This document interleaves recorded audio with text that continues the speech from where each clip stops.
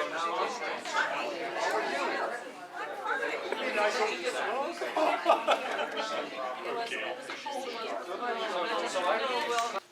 we have our flag up here that I will lead.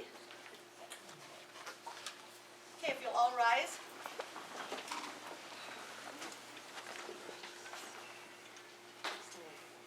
Heavenly Father, we come before you. Allegiance to the flag of the United States of America and to the republic for which it stands, one nation under God, indivisible, with liberty and justice for all.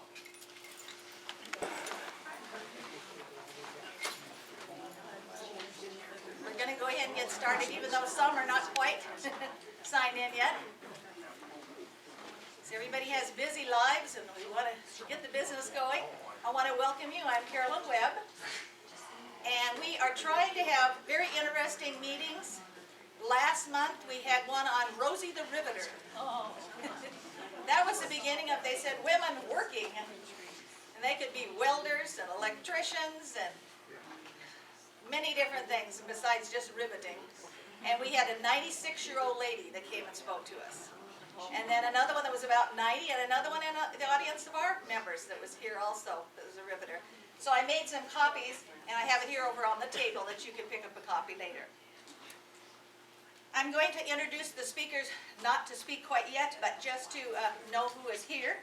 And I believe maybe one of them is not here yet, but Susan McMahon, and Wyatt Peddle, and Bruce Harmon, and Milt Weaver, and Biff Traeger. So, we're glad to have you here. Besides listening to them speak, we would like you to have the opportunity also. There has been a lot of frustration of not being able to maybe necessarily to vote, or maybe not even living in the city limits, and still all the people that shop in Corvallis still go along, they have to go along with whatever the ordinances are. And at this time, it's 50 employees or more have to sell the paper bags, and they cannot have the plastic bags. And sometimes we just don't realize how many stores this affects. We think of just big grocery stores, but now I've come to find out, I mean, the bookstores say, oh, without our plastic bags, what's the rain going to do to them? I mean, the little stores that are coming in July 1st, some of those were already worried about it. Others have bought sacks and products that they can't use now because they're not the right quality. So I do have a paper that have many reasons of how that you can use plastic. I have another paper that tells how you can use the paper. So we'll go into that later, but I would like the speakers to be able to speak first, and that way we'll have comments from the audience, and then I'll have a closing. Okay? And so first I like Susan, and Catherine is here too now, Catherine Mader. Okay? So Susan, if you would come and speak first. Could they say where they're from, please, or what? I'll let them. Door entrance to the bag ban ordinance. I am Susan McMahon. I am the owner of Donabella Lingerie, downtown business, and my first introduction to the bag ban ordinance, as it was brought to our business early on, was about banning plastic bags. There were many businesses that were canvassed in terms of their support or not support. I did not sign that petition because, you know, in my view, it was not a ban that was going to affect my business. And I wanted to make sure that those people who it affected had a voice and made that voice clear. However, when the ban was actually enacted and delivered, I read all of the ordinance and was shocked to find that it actually did impact our business significantly. So in the effort to ban plastic bags, they also redefined an acceptable paper bag. And the language there is very specific. So it requires kind of three components: 40% post-consumer material, recyclable, reusable. We qualified on two of those, but not the third. The third being the 40% post-consumer material. And largely this was a ban focused towards your grocery store style bag and making sure that that particular style bag was identified, and the grocers were United Grocers were the ones that came in and asked for the 5-cent pass-through fee. So as a business in downtown, it hit me pretty significantly in a number of ways. First off, this is the style bag that we use for our business. We use it for our marketing, our branding, it's our product. Highly reusable. In fact, our customers love our bags. They come in and ask for them all the time, and we know that they get reused on a regular basis. This bag did not qualify because it does not contain 40% post material. In checking with my vendors, I also found out that the industry in paper bags really has not caught up with maybe where we are today.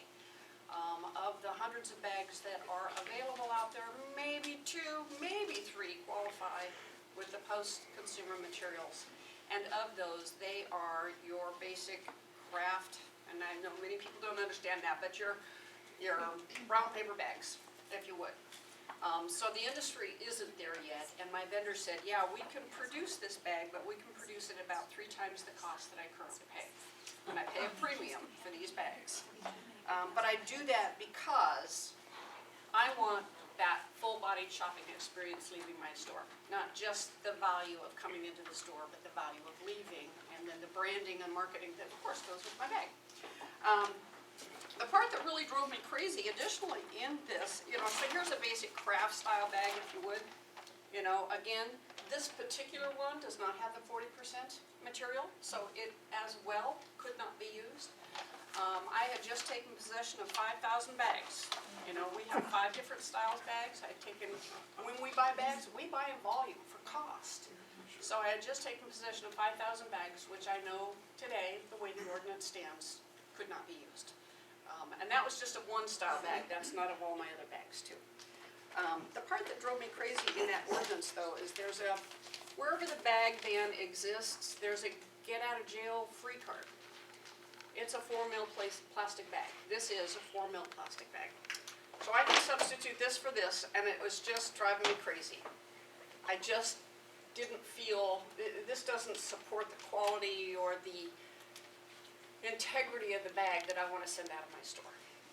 So as a small business, when I looked at the cost of this bag ban to me and the substitution that I could essentially walk away, no fee, no impact, but move to a bag which cannot be recycled, goes home and straight into the trash.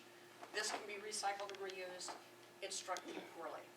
I have talked to City Council a couple of times, and I've canvassed the downtown businesses.